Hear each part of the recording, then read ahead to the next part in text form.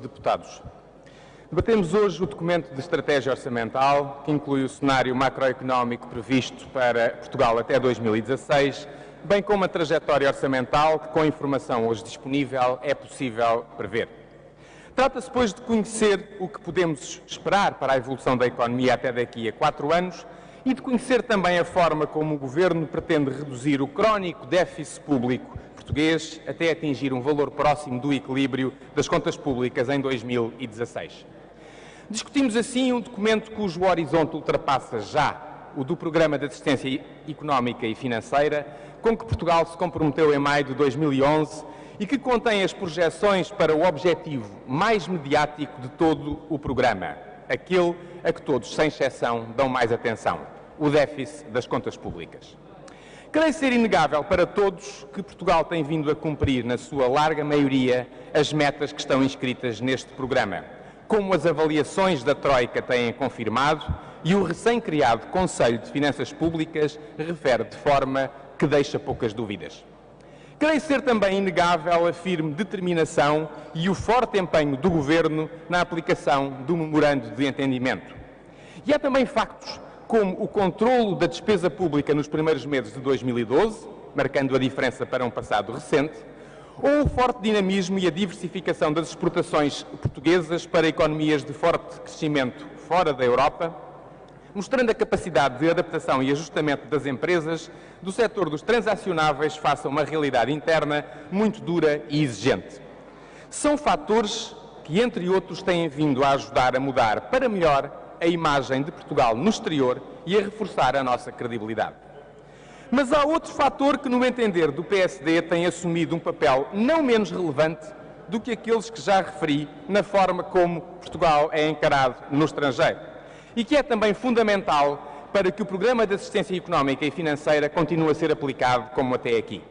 Refiro-me ao amplo consenso que existe na sociedade portuguesa quanto à necessidade do caminho que temos que percorrer. É um consenso visível nos resultados das eleições legislativas de 2011, onde cerca de 80% dos eleitores votaram em PSD, PS e CDS, os 3 partidos que se tinham comprometido a cumprir o memorando assinado com a Troika. Um consenso que, evidentemente, tem tradução neste Parlamento.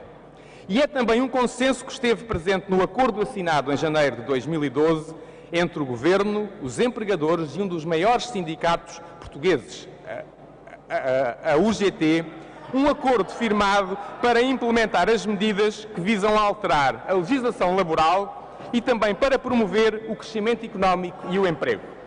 Ora, Sr. Presidente, senhores deputados, esta realidade, vista do estrangeiro, diferencia objetivamente, pela positiva, Portugal de outros infelizes exemplos europeus.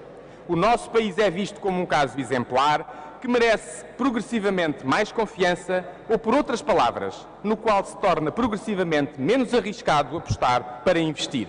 É uma realidade que tem eco a nível global. Se mais motivos não existissem, creio que só este seria mais do que suficiente para que este consenso se possa manter. Mas também a nível interno a sua conservação é muito importante. De facto, é de todos conhecido que a aplicação do memorando assinado em maio de 2011 implicaria sempre a adoção de medidas de uma dureza pouco vulgar, bem como a deterioração das condições económicas e sociais, de que se destaca a subida do desemprego, o maior flagelo que Portugal e os portugueses enfrentam. Nestas condições, a manutenção do consenso que já referi é importante para que as dificuldades possam ser superadas da melhor forma possível para todos e para que Portugal não se aproxime perigosamente de uma situação instável e mesmo imprevisível que, estou seguro, todos queremos evitar. Por isso, é fundamental que, quer no espectro político, quer na sociedade, exista um empenhamento sério e profundo na manutenção deste consenso. Da parte do Governo e da maioria parlamentar que o apoio, creio ser evidente que esse empenhamento existe.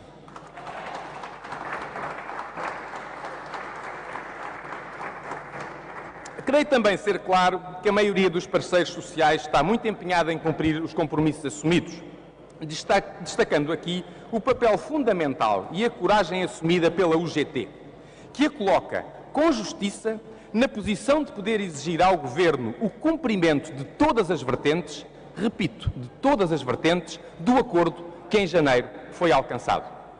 Quanto às forças políticas que estão na oposição, são bem conhecidas as posições quer da CDU, quer do Bloco de Esquerda, que entenderam, e já não é de agora, que o caminho de Portugal devia ser outro, embora nunca tenham explicitado de forma clara que caminho seria esse, nem nunca tenham referido as consequências absolutamente catastróficas que daí resultariam para Portugal e para os portugueses.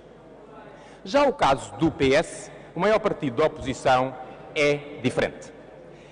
É verdade que a prática política tradicional conduz a que quem está na oposição tenha por norma que se opor ao Governo.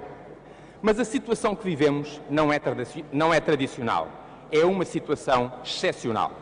E por isso, creio que o PS, pela sua representatividade na sociedade, bem como pelo compromisso que, enquanto ainda era Governo, negociou e assinou, não poderá deixar de contribuir para a solução que está a ser aplicada e para a qual é sabido que no contexto que vivemos não existe alternativa. E tem sido essa a postura do PS, que aqui quero saudar.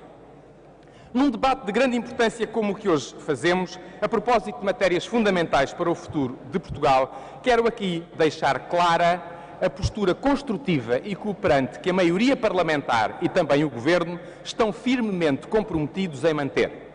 Conduzir os destinos do país não deve ser inibidor, muito pelo contrário, de chamar para dialogar e cooperar todos aqueles que para tal se mostrem disponíveis. Foi com esta postura que se tornou possível atingir um consenso alargado na última quarta-feira numa matéria essencial como as questões europeias.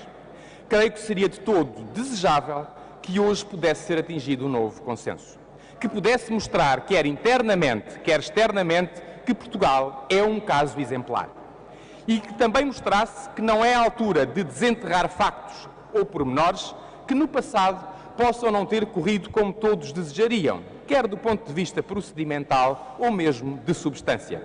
Porque no contexto que atravessamos, não nos podemos dar ao luxo de desperdiçar este ativo de valor incalculável que é este consenso à volta do Programa de Assistência Económica e Financeira.